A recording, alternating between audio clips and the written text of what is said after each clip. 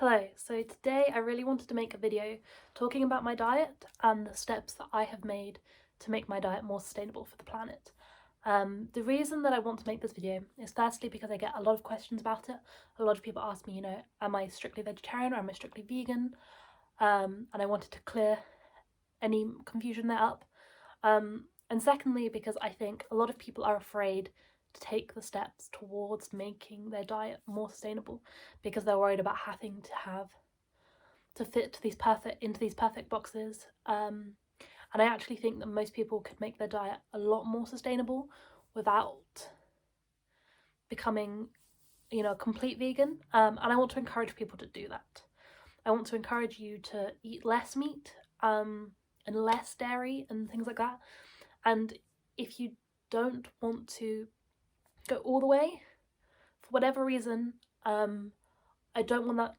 I wanted to tell you that that's not a reason not to do a little bit. You can going halfway and not going all the way is better than nothing.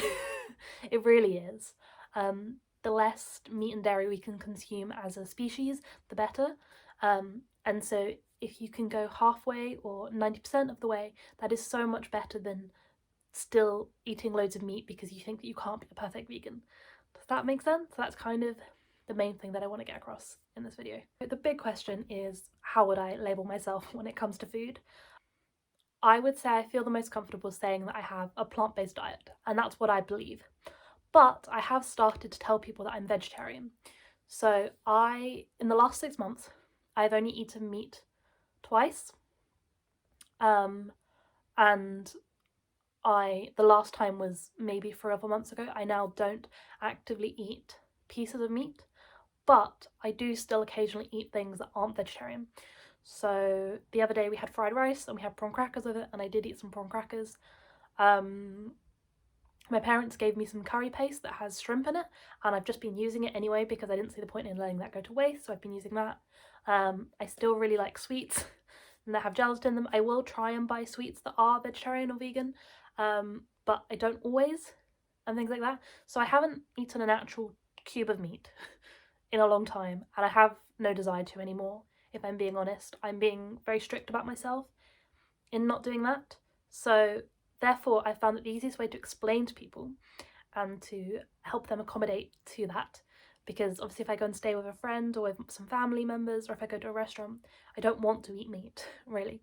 So I tell people that I'm vegetarian now, even though, as I said, I'm probably at least 95% vegetarian, maybe like 98%. I'm not quite there, so in my head I don't really think of myself as a vegetarian, but I am basically a vegetarian, so I've started to tell people that I am. And I said that's been for the last 6 months or so. And when I started, I was very unsure about how I wanted to label it, but now I feel quite comfortable calling myself a vegetarian, which is still blows my mind a little because I never thought I would be vegetarian, but here we are. And then the question after that is, am I vegan? And it's pretty much a similar answer. So I try to cook, and when I go to the supermarket, I try to buy vegan products only. But when it comes to going to restaurants and other people cooking for me, I don't even try to be vegan because I find it's just too difficult. And at the moment, I'm obviously isolating because of coronavirus, and I'm back at home with my parents. And so I've told my parents, that I want to be vegetarian, but not to worry about feeding me vegan food, because there it's more the issue of they still eat meat and lots of dairy products. And they're already having to cook different meals for me quite often, but most nights they're able to cook a variant on the same meal for me, but that would be much more difficult if I was vegan.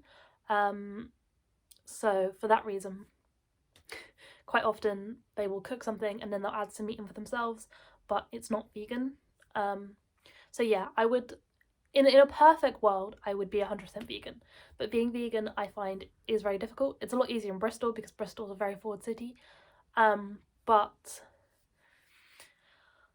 it's still not exceedingly easy there. And I do love chocolate as well, and vegan chocolate is expensive. You can buy dark chocolate, but sometimes I just want milk chocolate, and vegan milk chocolate is expensive. So there's things like that. Like, I am trying to be vegan. As I said, most time I make sure that when I write my meal plan like a Sunday normally, and then I go and do a grocery shop for the week ahead, and I'm getting very good at making that vegan. So it really is just wherever I eat that's unexpected. So it'll be snacks and going out to restaurants. And if I go around to friends, that's when I'll eat food that isn't vegan at university.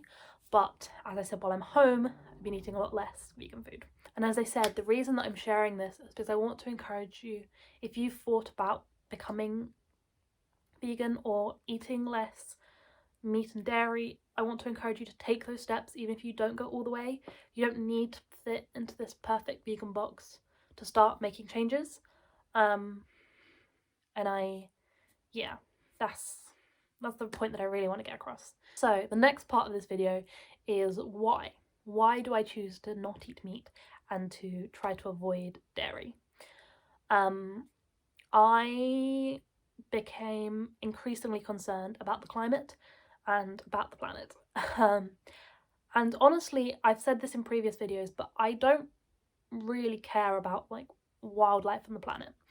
I care about humans, and humans are supported by wildlife and the planet.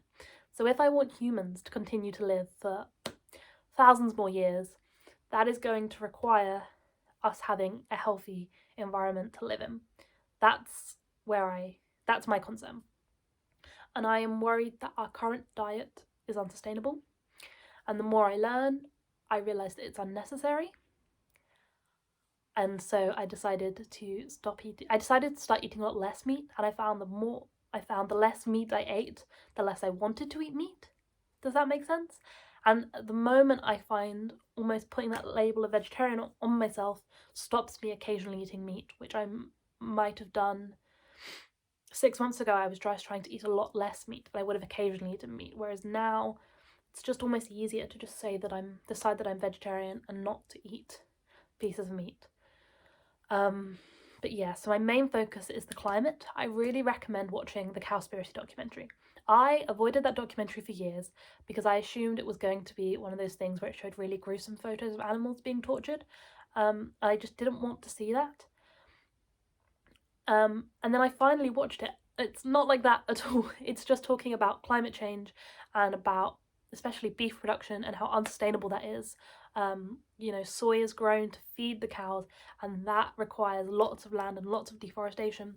The cows take up so much land themselves, they produce so much methane. It's all about that kind of stuff, which is the main reason that I eat a plant-based diet. And then I know the other question is, do I feel wrong eating animals? And my answer is that the longer I don't eat meat, the less I want to.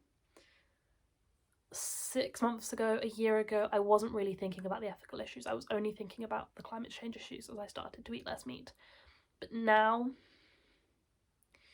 the more that I learn and the less meat I eat, the less I want to eat meat.